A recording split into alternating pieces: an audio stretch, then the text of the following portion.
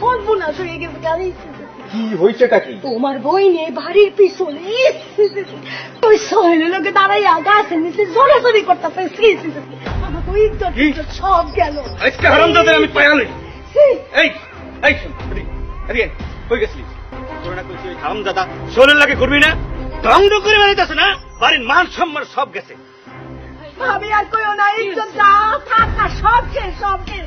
মেজো বউ, তুমি আমার চিল্লাচিল্লি করতেছো কেন? কি হয়েছে? ভাবি জানো না, হেরে দেখলাম বাড়ির পিছনে ওই সোহেলের লোকে দুইজনে মিলে জোরাজোরি করতেছে। মানে তো সব শেষ। নাই ভাবি এইভাবে কথা বলছেন কেন? আসমা বড় হয়েছে, ওর বয়স হয়েছে, আর প্রাপ্তবয়স্ক ছেলেমেয়েরা একজন একজনকে পছন্দ করতেই পারে। তুমি একদম চুপ করো। তুমি আমাদের এই পারিবারিক ব্যাপারে নাক গলাবে না, একদম চুপ। ভাই এটা কি বলছেন? আমি কি পরিবারের সদস্য না?